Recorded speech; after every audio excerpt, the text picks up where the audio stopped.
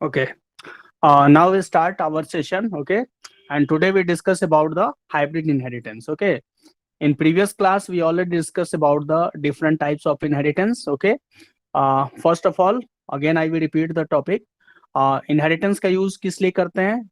To share the property of one class to the another class. Okay. That means कि it also provides the concept of reusability. Okay. It also reduce our code also. Okay. That means कि अगर कोई class है, उस class के अंदर में as we know that the class is a collection of member variable. Hello hello Yes.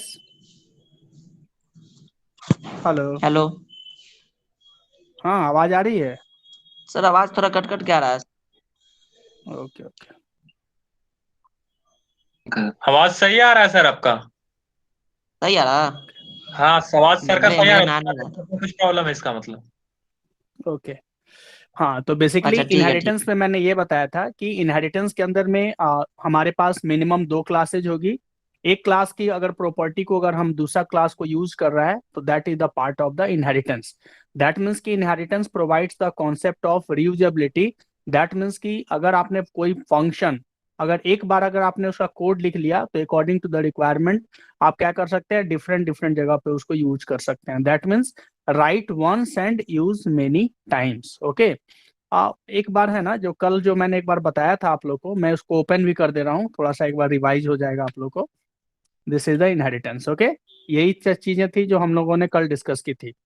ठीक है. सेकंड था it provides the concept of reusability. Reusability का मतलब क्या होता है? दैट मीन्स कि हम उस चीज को बार बार यूज कर सकते हैं. ठीक है. एक बार अगर आपने कोड लिख लिया तो कोई दूसरा क्लास उसको जब भी चाहे उसको यूज कर सकता है by using the inheritance.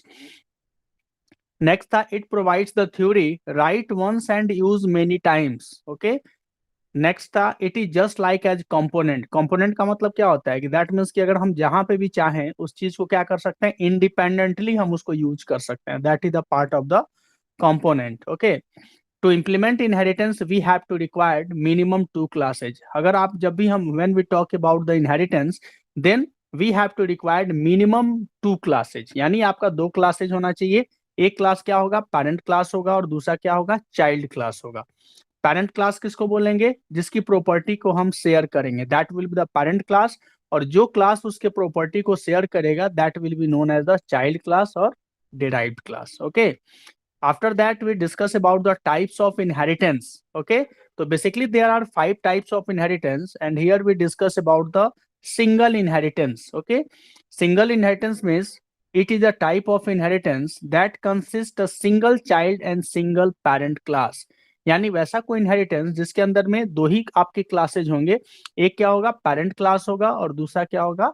Child class होगा. ओके.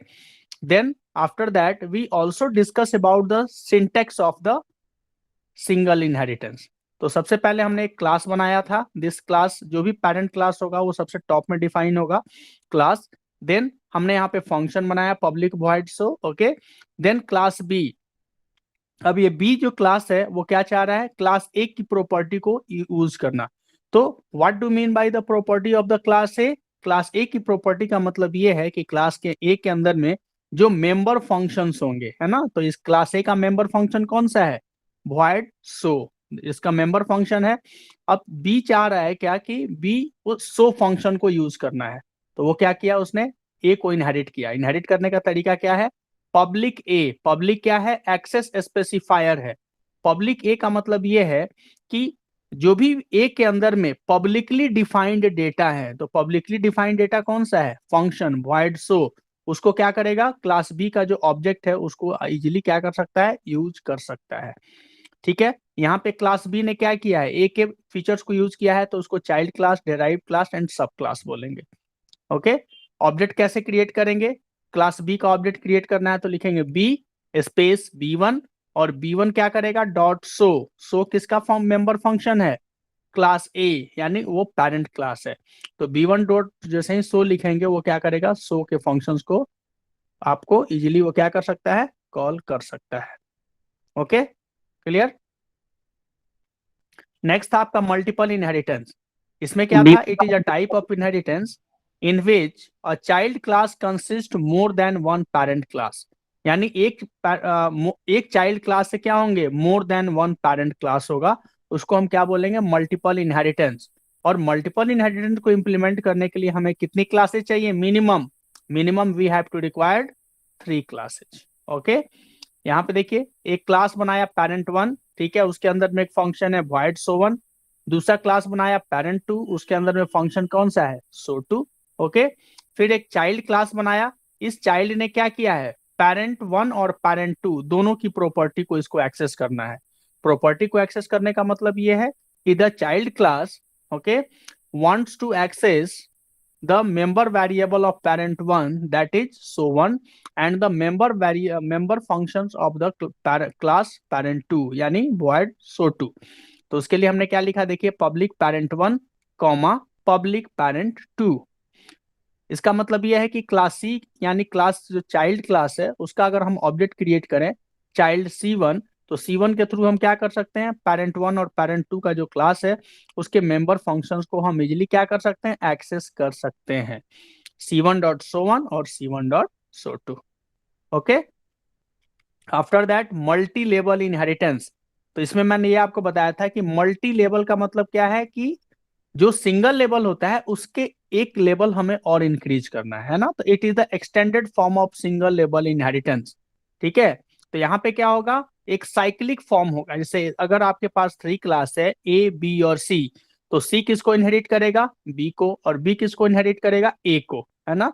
तो इस तरीके का इनहेरिटेंस जो होगा that will be known as the multi level inheritance. Okay, तो यहाँ पे देखिए क्लास एक पेरेंट बनाया, क्लास चाइल्ड 1, तो चाइल्ड 1 ने क्या किया है, पेरेंट को इनहेरिट किया। फिर एक क्लास चाइल्ड 2 है, उसने किसको इनहेरिट किया है, चाइल्ड 1 को। तो इस तरीके का जो मैकेनिज्म होगा that is known as the multi level inheritance. Okay, after that we discuss, at the end of the session we discuss about the hierarchical inheritance. It is the type of inheritance that consists a single parent class consist more than one child class, यानी एक parent class होगा और उसका मोर than one child class होगा। तो यहाँ पे एक क्लास कौन सा है, पेरेंट, और हमारे पास 2 चाइल्ड क्लास हैं, एक चाइल्ड 1 और चाइल्ड 2। चाइल्ड 1 ने किसको इनहेरिट किया है, पेरेंट को, और चाइल्ड 2 ने भी किसको इनहेरिट किया है, पेरेंट को। तो इस तरीके का जो इनहेरिटेंस है that is the hierarchical inheritance.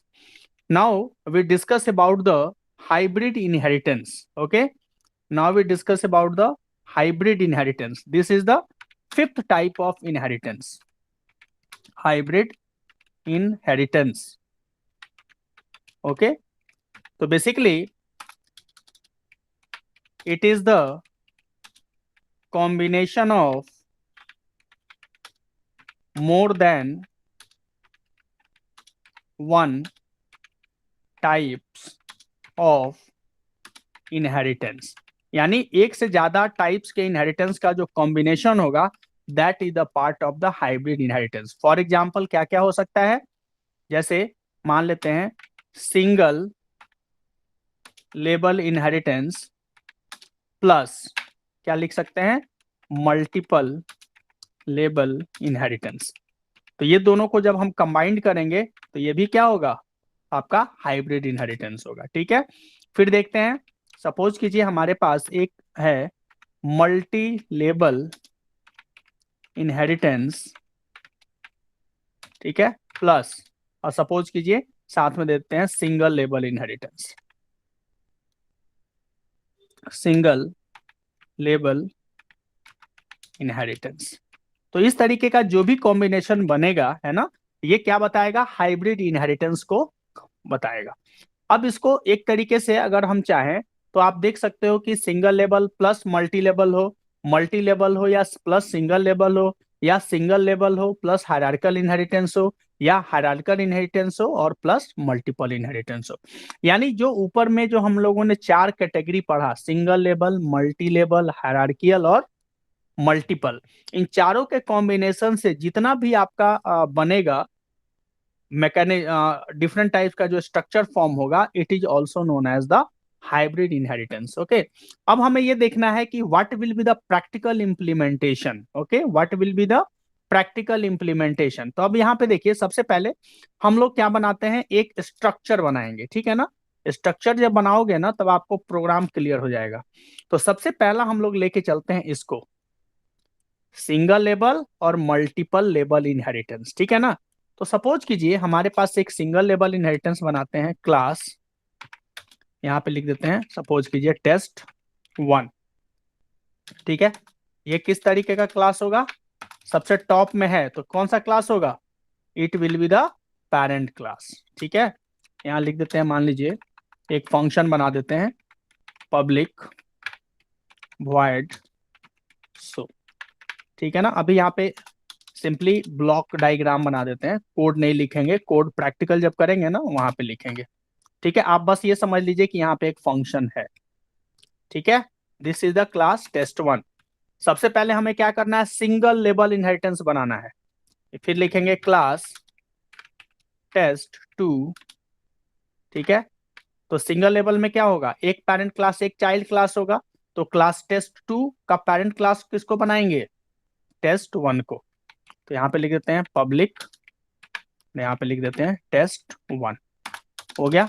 ये सिंगल लेवल इनहेरिटेंस हो गया ना कंप्लीट। यहाँ यस पे सर। लिखते हैं पब्लिक। ओके, एकदम ध्यान से देखिएगा, फिर कोड एकदम आसानी से आपको समझ में आएगा, कोई दिक्कत नहीं आएगा फिर। सो 1 सॉरी,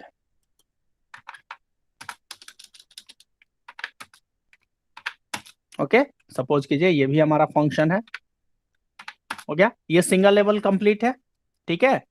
अब हमें क्या बनाना है, multiple multiple inheritance, multiple level लिख दिया है मैंने, मल्टीपल होता है सिर्फ ना, मल्टीपल इनहेरिटेंस। तो मल्टीपल इनहेरिटेंस में क्या होगा बताइए, मोर देन वन क्या होगा, पेरेंट क्लास होगा और उसका एक चाइल्ड क्लास होगा, यही होगा ना।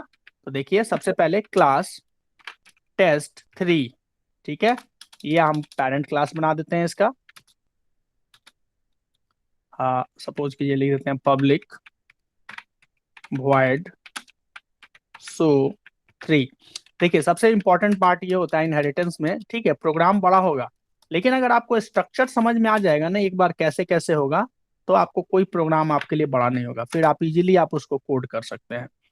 पहला हमारा बन गया, अब क्या करना है, दूसरा बनाते हैं क्लास टेस्ट 4, ठीक है। अगेन पब्लिक वॉइड सो 4,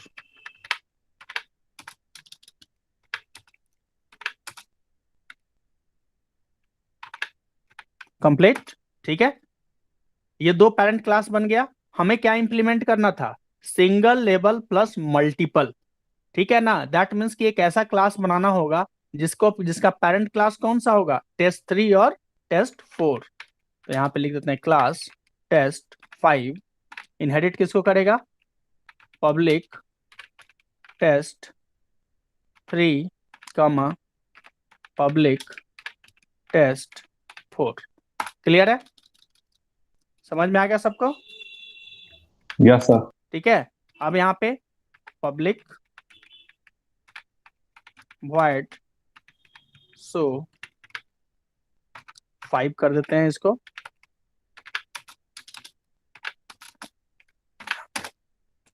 ठीक है।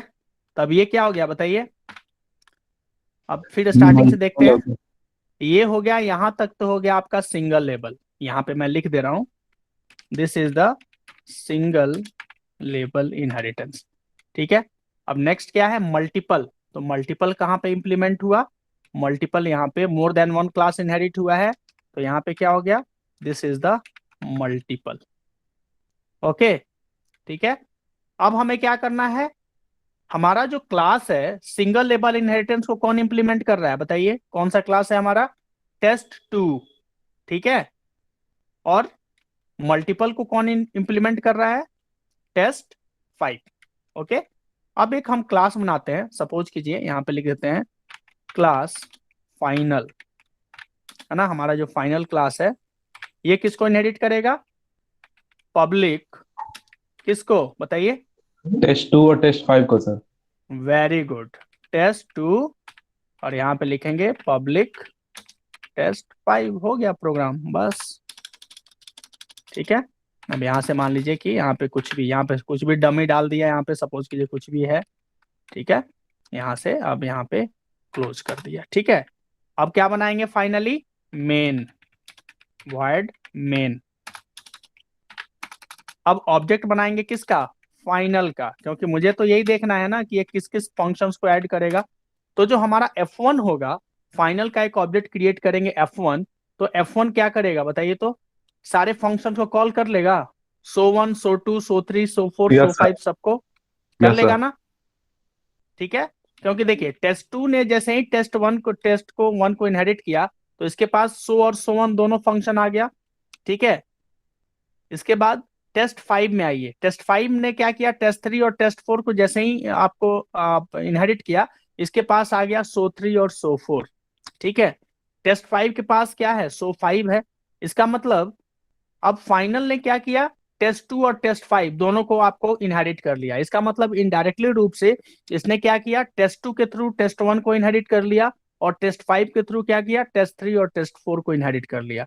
इसका मतलब ये है कि अगर हम फाइनल का कोई ऑब्जेक्ट क्रिएट करेंगे, तो इसका जो ऑब्जेक्ट होगा, it can easily access all the member functions of the classes.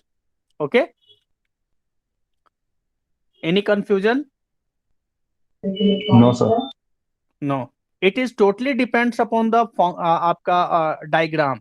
जो मैंने स्टार्टिंग में आपको बताया था एक दिन, पूरा का पूरा थ्योरेटिकल कॉन्सेप्ट, अब आपको ये चीज लग रहा होगा कि अगर हम वो डायग्राम अगर हम सिंपली अगर समझ लें, तो कोड करना हमारे लिए बहुत ही ज्यादा टिपिकल नहीं होगा, है ना ऐसा? ठीक है, now we go for the practical implementation, है ना। प्रैक्टिकली उसको कैसे इंप्लीमेंट करते हैं अब ये देखते हैं हम।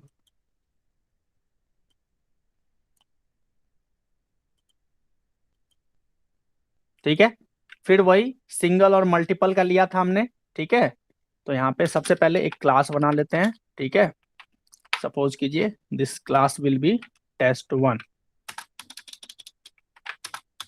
वेरिएबल बना लेते हैं इंट ए बी, कुछ कुछ डिस्प्ले भी कराते जाएंगे साथ में। Public void so1 cout slash enter the number. ठीक है, सिन ए बी आ गया। ठीक है, अब यहाँ पे सपोज कीजिए कि हम यहाँ पे कुछ डिस्प्ले करा देते हैं, है ना, कुछ भी डिस्प्ले करा देते हैं। Slash n sum equal to suppose a plus b. Okay, ये हमारा हो गया सबसे पहला class, that will be the test1। Okay, class के अंदर में मेंबर वेरिएबल भी बना दिया और मेंबर फंक्शन भी बना दिया, है ना। सबसे पहले हमें क्या करना है? Multiple sorry single level inheritance को इंप्लीमेंट करना है सबसे पहले, क्योंकि हम जो यहाँ पे हाइब्रिड बना रहे हैं वो किसका कॉम्बिनेशन है? It will be combination of the single level plus multiple inheritance. Okay, then बनाते हैं क्लास test2। इसको किसको इनहेरिट करेगा?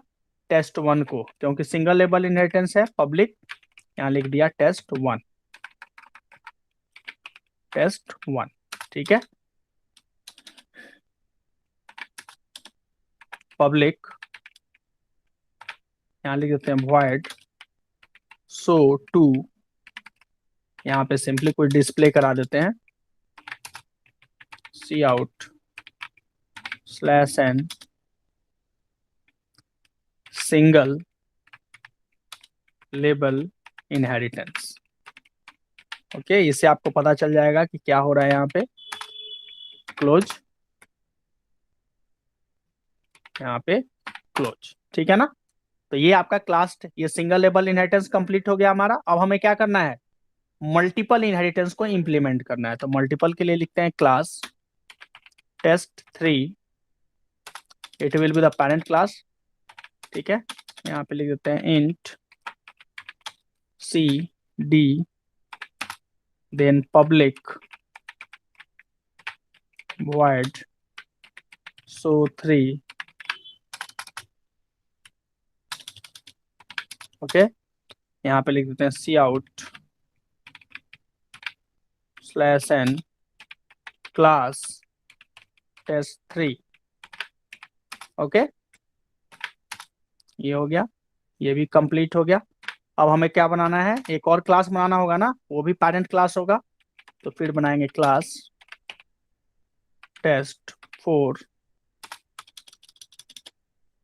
यहाँ पे सिंपली एक फंक्शन बना देते हैं public void show 4 that will be cout slash n. ठीक है, यहाँ पे लिख देते हैं क्लास टेस्ट 4। ओके, सिर्फ हमें चेक करना है कि वो एक्सेस हो रहा है कि नहीं हो रहा है। दो पेरेंट क्लास बन गया ना। अब हमें क्या बनाना होगा, एक चाइल्ड क्लास बनाना होगा जो कि दोनों क्लास को यूज करे, तभी तो मल्टीपल इनहेरिटेंस होगा। तो उसके लिए एक बना देते हैं, सपोज कीजिए क्लास टेस्ट 5, और इसको क्या करना है, इसको एक्सेस करना है टेस्ट 3 और टेस्ट 4 को। तो public test 3 comma public test 4। ठीक है, यहाँ पे लिख देते हैं पब्लिक void show 5।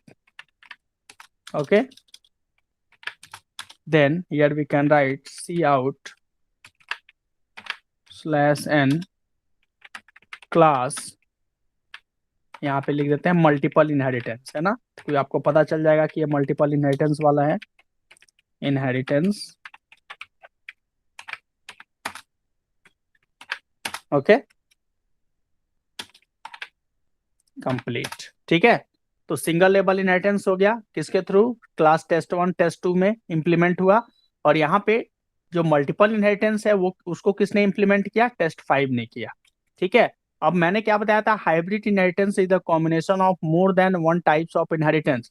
तो मोर देन वन टाइप हो गया, एक है आपका सिंगल और दूसरा क्या है, मल्टीपल।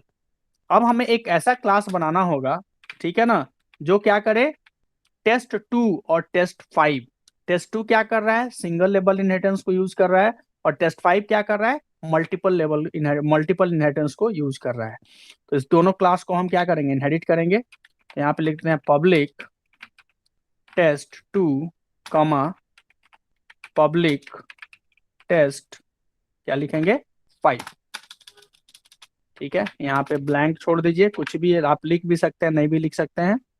ठीक है, अब हमें क्या बनाना है, मेन देखना है कि मेन फंक्शन में जब हम चाइल्ड का ऑब्जेक्ट क्रिएट करेंगे तब क्या आता है। void main, चाइल्ड का ऑब्जेक्ट कैसे क्रिएट करेंगे, चाइल्ड सपोज कीजिए C1 क्लियर स्क्रीन। अब क्या करेगा, ये चाइल्ड क्लास सारे फंक्शंस को कॉल कर सकता है, क्योंकि टेस्ट 2 किसने को इनहेरिट किया था, टेस्ट 1 को, और टेस्ट 5 ने किसको इनहेरिट किया था, टेस्ट 3 और टेस्ट 4 को। ठीक है, तो जो भी हमारा चाइल्ड क्लास होगा, it can easily access the all the property of class test 1, class test 2, class test 3, class test 4 and class test 5। इसका मतलब है it can easily access all the member variables C1 dot so 1। C1 dot is what, dot is the membership operator, है ना। तो C1 dot so 1, फिर क्या लिखेंगे, C1 dot so 2, फिर क्या लिखेंगे, C1 dot so 3, after that C1 dot so 4, okay, and then C1 dot so 5। ये पांचों फंक्शंस को ये क्या कर सकता है, यूज कर सकता है, एक्सेस कर सकता है। Now compile and run, enter the number 7 आ गया। देखिए सबसे पहला सिंगल लेवल इनहेरिटेंस आ रहा है, फिर क्लास टेस्ट 3 आ रहा है, टेस्ट 4 आ रहा है, और देन मल्टीपल इनहेरिटेंस आ रहा है। ओके, तो basically this is the practical implementation of hybrid inheritance. Okay, so in this practical session we can we easily understand that basically hybrid inheritance is the extended form of the multiple inheritance. Okay, any question? No, sir. Okay, now we go for the hierarchy of inheritance. Okay, hierarchy of inheritance.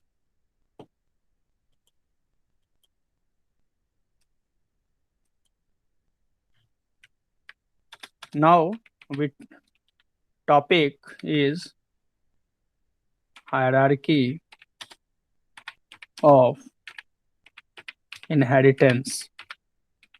Sorry, inheritance नहीं, hierarchy of constructor.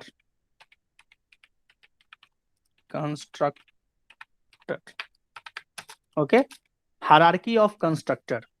Basically this topic is very important, not for your university syllabus but for your knowledge. Okay, देखिए hierarchy of constructor में basically क्या होता है, we already discussed about the constructor, what are the different types of constructor, and what is the concept of the constructor overloading and the concept of destructor. Okay, so as we know that what is the use of the constructor, constructor is used to initialize the object. That means कि initialize the object, or we can say that initialize the member variables of the class that is associated with the object, है ना। अगर मान लीजिए कि कोई class है, जैसे अभी हम क्लास बना रहे हैं, तो क्लास के अंदर में मेंबर वेरिएबल और मेंबर फंक्शन दोनों होता है। तो जैसे सी में क्या करते थे, वेरिएबल को हम डिक्लेयर भी कर लेते थे और उसकी वैल्यू को भी इनिशियलाइज करते थे, लेकिन सी प्लस प्लस में it is not possible. That means कि अगर हम क्लास बना रहे हैं तो क्लास के अंदर में डायरेक्टली हम वेरिएबल को इनिशियलाइज नहीं कर सकते हैं, ठीक है। तो for proper initialization of the member variable we have to require the constructor. Okay, तो कंस्ट्रक्टर के बारे में हम लोग ऑलरेडी डिस्कस कर चुके हैं। What are the different types of constructor, that will be the default constructor, parametric constructor, and next is the hybrid constructor. Okay, parametric, hybrid constructor is a part of the copy constructor. Basically copy constructor can be also categorized into the three parts. First is the default, second is the parametric user defined, and third is the hybrid constructor. Okay, parametric ये default constructor and user defined constructor is basically used to copy the data of one object into the another object completely. वहां पे जो हमारा data होता है वो completely data copy होता है, लेकिन when we talk about the hybrid inheritance then data will be copied but partially. Data तो कॉपी होता है लेकिन क्या होता है वहां पे, पार्शियली होता है, ठीक है।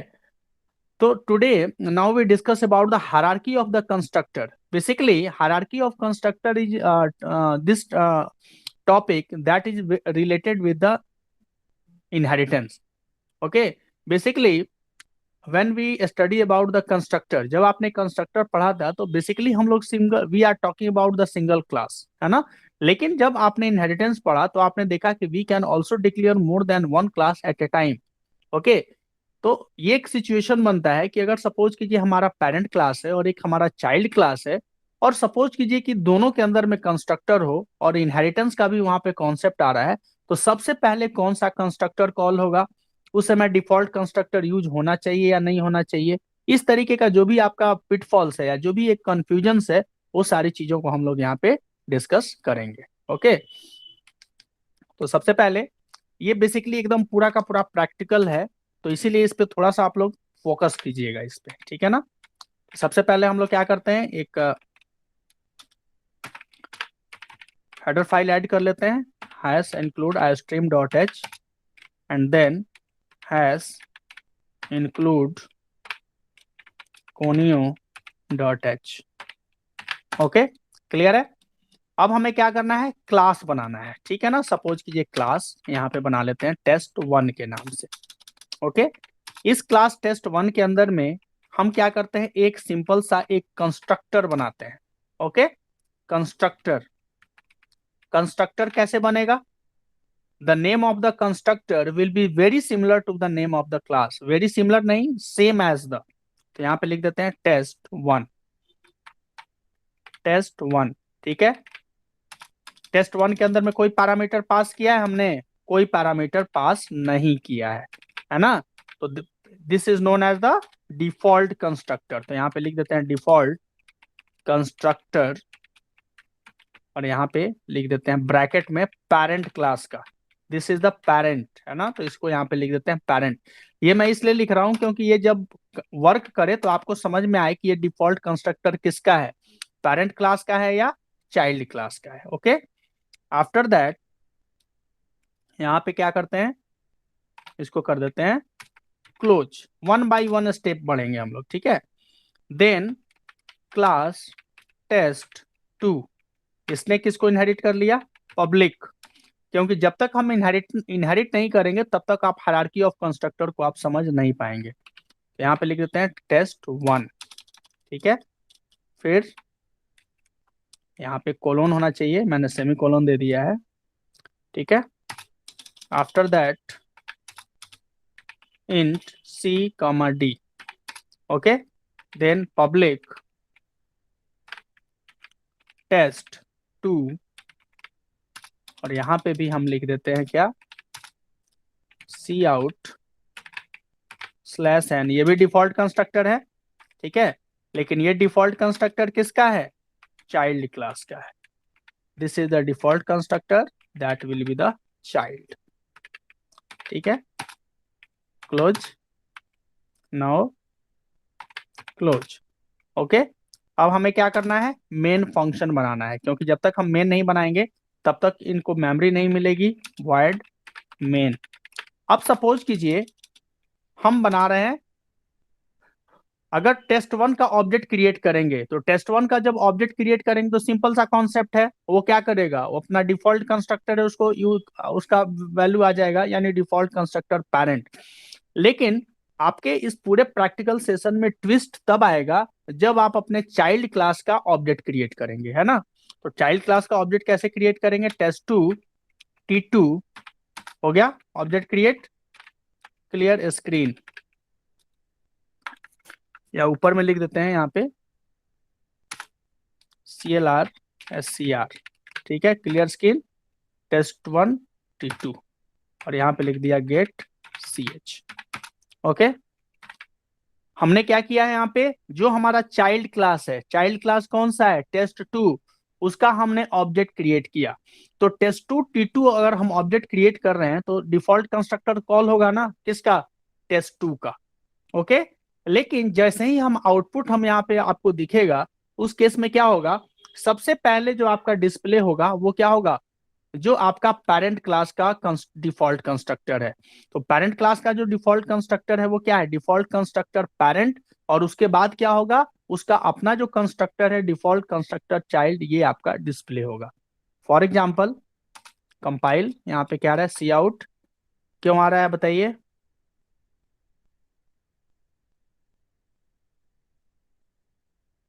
इंक्लूड स्पेलिंग गलत है सर। हाँ वेरी गुड, इंक्लूड का स्पेलिंग गलत है इसलिए आ रहा है, इंक्लूड हो गया, अल्ट सी, कंपाइल, नाउ हो रहा है। देखा, डिफॉल्ट कंस्ट्रक्टर पेरेंट और डिफॉल्ट कंस्ट्रक्टर चाइल्ड, समझ में आ रहा है। अब इसके पीछे रीजन क्या है समझिए पहले। देखिए, जैसे ही हम test2 का ऑब्जेक्ट क्रिएट करेंगे, है ना, तो सबसे पहले क्या होगा, कंपाइलर क्या करेगा, test2 के पास जाएगा और वो चेक करेगा कि इसका कोई पेरेंट क्लास है या नहीं है, ठीक है। तो सबसे पहले ये चेक होगा कि इसका पेरेंट क्लास है, तो इसका पेरेंट क्लास कौन सा है, test1। तो सबसे पहले क्या होगा कि इसका जो पेरेंट क्लास होगा वो इनिशियलाइज होगा। तो वो कैसे इनिशियलाइज होगा, by the help of the default constructor, ठीक है। तो इसीलिए सबसे पहले क्या आया, डिफॉल्ट कंस्ट्रक्टर पेरेंट, और उसके बाद क्या आया, default constructor child. Clear, yes sir. Okay, ठीक है। अब यहाँ पे एक कॉन्सेप्ट और देखते हैं। अब सपोज कीजिए कि यहाँ पे हम लोग क्या करते हैं, एक बनाते हैं test2, सारे एग्जाम्पल्स को एकदम ध्यान से देखना है। यहाँ पे इसको सपोज कीजिए कि हम पैरामीट्रिक बना देते हैं, यहाँ लिख देते हैं int c, एक पैरामीटर दे सकते हैं ना, कोई प्रॉब्लम नहीं है। और यहाँ पे लिख देते हैं cout slash n parametric constructor किसका, चाइल्ड का।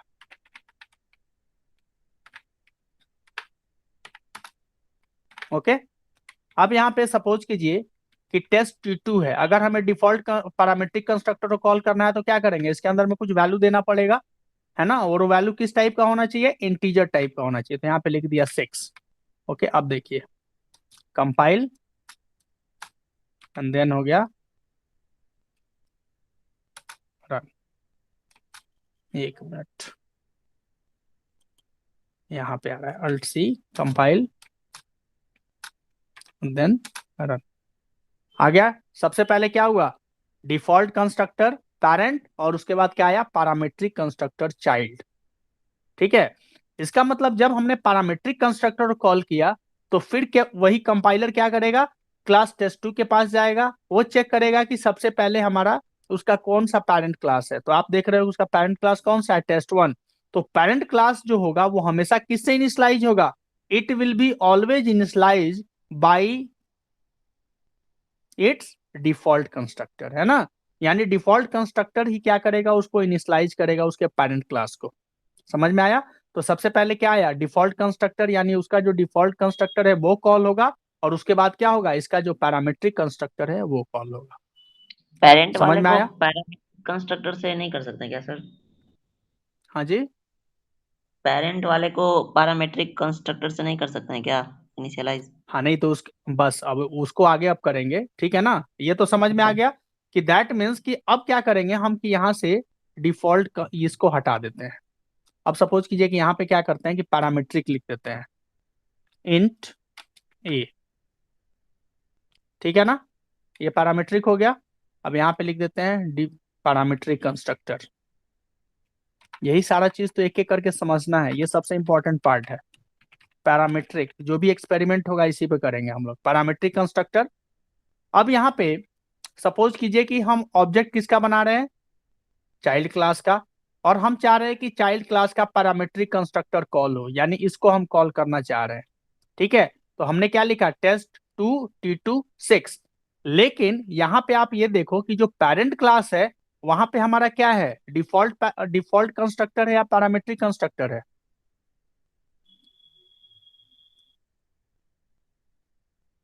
पैरामीट्रिक ना है सर, पेरेंट वाले में भी पैरामीट्रिक है। ओके, मैंने आपको क्या बोला था कि जब भी क्लास टेस्ट जो पेरेंट क्लास है वो किससे इनिशियलाइज होगा, डिफॉल्ट से। डिफॉल्ट से।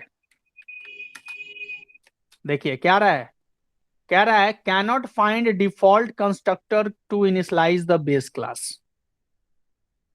ठीक है, cannot find default constructor to initialize base class. इसका मतलब ये है कि अगर हमारा चाइल्ड क्लास के अंदर में पैरामीट्रिक कंस्ट्रक्टर है और हम उसको ऑब्जेक्ट उसका अगर हम क्रिएट करेंगे, तो इसका मतलब ये है कि जो हमारा पेरेंट क्लास होगा उस पेरेंट क्लास के अंदर में क्या होना चाहिए, डिफॉल्ट कंस्ट्रक्टर का रहना क्या है, मस्ट है।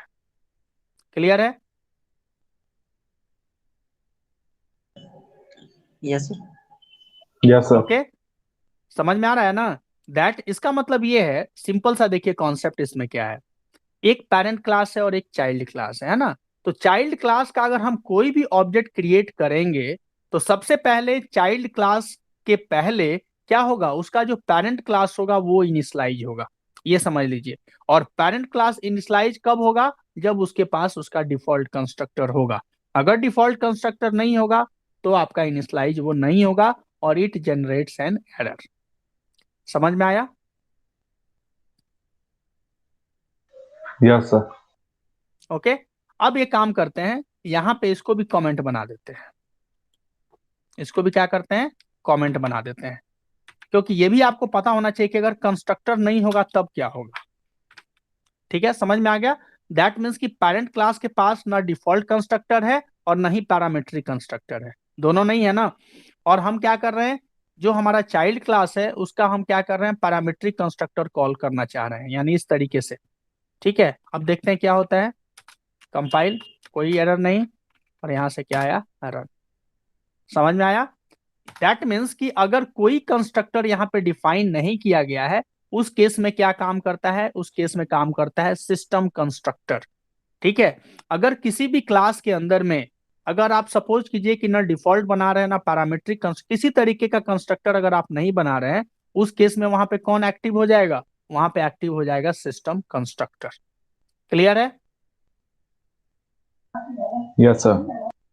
हाँ, मैंने ये इसलिए बता दिया क्योंकि बहुत लोग पूछ देंगे आपसे कि यार नहीं ठीक है कंस्ट्रक्टर हम रखेंगे ही नहीं, तब क्या होगा, तब आप उस टाइम में कंफ्यूजन में पड़ जाइएगा। ठीक है ना, इसीलिए मैंने आपको बता दिया कि in the absence of the constructor. लेकिन ऑब्सेंस का मतलब ये है कि पेरेंट क्लास में ना ही आपका डिफॉल्ट कंस्ट्रक्टर हो, ना ही पेरेंट, किसी तरीके का अगर कंस्ट्रक्टर नहीं हो, उस केस में कोई एरर शो नहीं करेगा।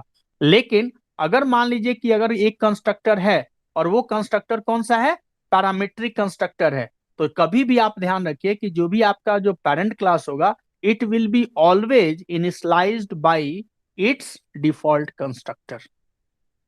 क्लियर? Yes sir. ओके, तो ये जो पार्ट है this is basically known as the hierarchy of constructor. अब इसी एग्जांपल को मैंने एक छोटे लेवल पे आपको बताया है, ठीक है। अब आप क्या कर सकते हैं, इसको बड़े लेवल पे भी बना सकते हैं। जैसे आप क्या कर सकते हो, मल्टी लेवल इनहेरिटेंस है, ठीक है। तो मल्टी लेवल में क्या होता है, टेस्ट 1 टेस्ट 2 टेस्ट 3, ठीक है। टेस्ट 3 ने किसको इनहेरिट किया, टेस्ट 2 को, और टेस्ट 2 ने किसको इनहेरिट किया, टेस्ट 1 को। और तीनों के अंदर में अगर डिफॉल्ट कंस्ट्रक्टर है और अगर हम टेस्ट 3 का ऑब्जेक्ट क्रिएट करेंगे तो टेस्ट 3 सबसे पहले, बताइए, तो टेस्ट 3 का अगर हम ऑब्जेक्ट क्रिएट करेंगे और तीनों के पास अगर डिफॉल्ट कंस्ट्रक्टर है, तो सबसे पहला डिफॉल्ट कंस्ट्रक्टर किसका कॉल होगा, टेस्ट 1 का, टेस्ट 2 का, कि टेस्ट 3 का? टेस्ट 1 का सर। गुड, समझ में आया ना। यानी सबसे पहले क्या जाएगा, जो हमारा कंपाइलर है टेस्ट 3 का ऑब्जेक्ट क्रिएट किया, तो सबसे पहले जाएगा कि टेस्ट 3 का पेरेंट क्लास कौन है, तो पता चला टेस्ट 2 है। फिर टेस्ट 2 के बाद जाएगा, फिर उसको देखेगा कि इसका पेरेंट क्लास कौन है, तो उसको पता चलेगा कि टेस्ट 1 है। तो सबसे पहले टेस्ट 1 पे जाएगा, टेस्ट 1 को इनिशियलाइज करेगा, यानी उसका डिफॉल्ट कंस्ट्रक्टर कॉल होगा। फिर टेस्ट 2 के पास आएगा, यानी टॉप टू बॉटम एक तरीके से आप बोल सकते हो कि जो कंस्ट्रक्टर का जो एग्जीक्यूशन है वो कैसे चलता है, top to bottom top to चलता है, bottom bottom approach. To top नहीं चलता है। Yes sir. क्लियर है? टॉप टू बॉटम चलेगा ना, क्योंकि सबसे पहले टॉप टू बॉटम करने का मतलब ये है कि सबसे पहले आपको ये बताया गया कि सबसे पहले हम क्या क्रिएट करते हैं, पेरेंट क्लास, है ना। उसके बाद आपका चाइल्ड क्लास, तो पेरेंट क्लास हमेशा टॉप में होता है। और जो इनिशियलाइजेशन होगा आपका हायरार्की ऑफ कंस्ट्रक्टर में, उसमें सबसे पहला इनिशियलाइजेशन किसका होगा, पेरेंट क्लास का। तो पेरेंट क्लास आपका टॉप से आता जाएगा और नीचे नीचे आपका बॉटम तक पहुंच जाएगा। ठीक है, तो this topic is known as the hierarchy of constructor. Everybody got it? Yes sir. Sir इसमें ये लास्ट कोर पेरेंट तक जाएगा, उसके बाद ही यस कंस्ट्रक्टर यस होगा। Yes yes yes. देखिए आप बस एक, आप ब्रीफली आप ये समझ लो कि अगर पेरेंट क्लास के अंदर में कोई कंस्ट्रक्टर नहीं है, कोई कंस्ट्रक्टर नहीं है, तब तो कोई प्रॉब्लम ही नहीं आएगा, सिस्टम कंस्ट्रक्टर काम कर जाएगा। लेकिन अगर वहां पे कंस्ट्रक्टर है, तो उस क्लास को अगर इनिशियलाइज करना है, तो हमेशा जो क्लास होगा वो इनिशियलाइज किसके थ्रू होगा, bye using the default constructor. ये समझ लीजिए, मान लो कि आपके पास 3 पैरामीट्रिक कंस्ट्रक्टर है, जैसे टेस्ट 1 इंट ए, फिर test 1 int A comma int B, 2 parametric constructor है। ठीक है, उस केस में भी आपका एरर शो करेगा क्योंकि उसके पास डिफॉल्ट कंस्ट्रक्टर नहीं है। ओके, इसका मतलब यह है कि कोई भी क्लास है, अगर वो चाइल्ड क्लास है या पेरेंट क्लास है, कोई भी क्लास है, तो हमेशा किससे इनिशियलाइज होगा, bye using the default constructor. Clear? अब जैसे आप यहाँ पे देख रहे हो, चाइल्ड क्लास में T26 पैरामीट्रिक कंस्ट्रक्टर कॉल कर रहा है, तो सबसे पहले इनिशियलाइज होगा इसका पेरेंट क्लास। तो इनिशियलाइज पेरेंट क्लास किससे होगा, डिफॉल्ट कंस्ट्रक्टर से। डिफॉल्ट कंस्ट्रक्टर से होने के बाद फिर ये आकर के अपने पैरामीट्रिक कंस्ट्रक्टर को कॉल करेगा। Okay yes sir. ओके, तो यहां तक सबको समझ में आ गया कि this is the concept of the hierarchy of constructor. Yes sir. Okay, sir parent 2 को अगर कर देंगे, डिफॉल्ट से हटा देंगे, तब क्या होगा उस समय सर? एक मिनट, हाँ बताइए अब। मल्टी लेवल में अच्छा, जैसे यहां से टेस्ट पेरेंट 2 1 में, पेरेंट 2 होता है ना, उसके बाद चाइल्ड होता है। हाँ हाँ हाँ, तो अगर पेरेंट 1 को रखेंगे डिफॉल्ट और पेरेंट 2 को पैरामेट्रिक कर देंगे, तब सर? तब भी नहीं होगा। मैं क्वेश्चन समझ गया आपका। देखिए मैं पेरेंट यहाँ है यस वो मैं एक सारा पब्लिक रहना चाहिए, मतलब कि डिफॉल्ट रहना चाहिए। देखिए मैं बता दे रहा हूँ यहाँ पे, आप इससे समझिए। आपका कहने का मतलब है ये क्लास पेरेंट 1 है, ठीक है, ये है क्लास पेरेंट 2 है, ठीक है, और ये मान लीजिए कि क्लास चाइल्ड है। ओके, ठीक है। क्लास चाइल्ड ने किसको इनहेरिट किया हुआ है बताइए? पब्लिक पेरेंट 2, यही कहना चाह रहे हैं ना आप? Yes sir. ओके, और इस पेरेंट 2 ने क्या किया है? Public parent 1। क्लियर है? Yes sir. ठीक है। अब आप ये कह रहे हो कि चाइल्ड एक ऑब्जेक्ट क्रिएट कर देता है चाइल्ड C1, और यहां लिख दिया मान लीजिए 5 और 6, ठीक है।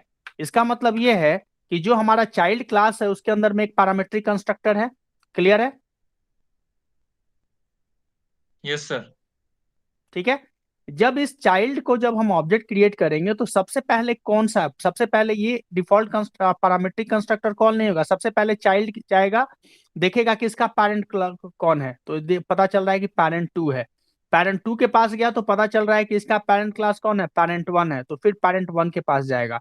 तो पेरेंट 1 के पास भी डिफॉल्ट कंस्ट्रक्टर होना चाहिए, देखिए यहां पे भी डिफॉल्ट होना चाहिए, ठीक है। फिर पेरेंट 2 के अंदर में भी क्या होना चाहिए? डिफॉल्ट होना चाहिए। क्लियर है? तभी आपका प्रोग्राम एग्जीक्यूट करेगा, otherwise it generates an error. Okay, sir parent 2 तो पैरामेट्रिक भी हो सकता है ना? क्यों पेरेंट में क्यों पैरामीट्रिक है? तो पेरेंट में वही चीज तो मैंने आपको यहां बताया है। यहाँ पे जो एरर आ रहा है वो क्यों आ रहा है? देखिए ये क्लास क्या है, टेस्ट2 चाइल्ड क्लास है, यहाँ पे पैरामीटर पास किया 6। क्लियर है? तो यहाँ पे तो 6 है, ठीक है। इसका पेरेंट क्लास कौन सा है? टेस्ट1। टेस्ट1 में जब आप जा रहे हो तो यहाँ पे दिख रहा है कि डिफॉल्ट है ही नहीं, यहाँ पे पैरामीट्रिक कंस्ट्रक्टर है, और जब यहाँ पे कंपाइल करोगे तो एरर शो करेगा।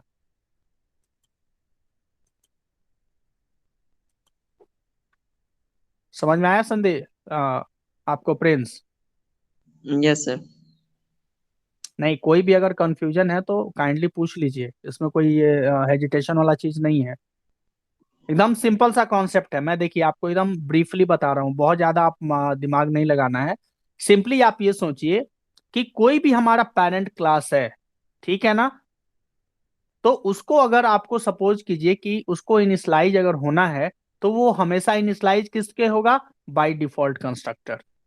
ठीक है। अगर मान लीजिए कि आप इनहेरिटेंस यूज कर रहे हो, ठीक है, आपके 3 चाइल्ड क्लास हैं, क्लियर है, तीनों के अंदर में पैरामीट्रिक कंस्ट्रक्टर है, लेकिन आपके जो आपका जो पेरेंट पेरेंट है, आपका पेरेंट क्लास, उसके अंदर में कोई आपका सिर्फ पैरामीट्रिक कंस्ट्रक्टर है, डिफॉल्ट कंस्ट्रक्टर नहीं है। उस केस में जैसे ही आप प्रोग्राम को रन कीजिएगा उस केस में एरर शो करेगा कि अगर आपको इनिशियलाइज करना है पेरेंट क्लास को तो we have to must declare the default constructor. Okay. दूसरा कंडीशन, अगर हमारा कोई पेरेंट क्लास है उसके अंदर में कोई कंस्ट्रक्टर नहीं है, ना ही डिफॉल्ट है ना ही पैरामीट्रिक है, ठीक है, उस केस में आपको कोई एरर जनरेट नहीं करेगा। क्यों? क्योंकि उस केस में सिस्टम कंस्ट्रक्टर आपको हेल्प करेगा। समझ में आ गया? Yes sir. ठीक है। समझ रहा हूँ। ओके। सर चाइल्ड में तो कोई भी कंस्ट्रक्टर हो सकता है ना? यस यस, चाइल्ड में कोई भी कंस्ट्रक्टर आपका हो सकता है। Okay. Okay sir.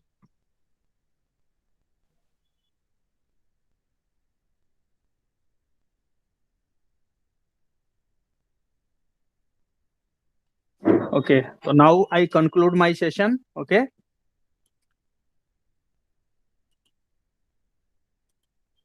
Thank you sir. Okay sir, thank you sir.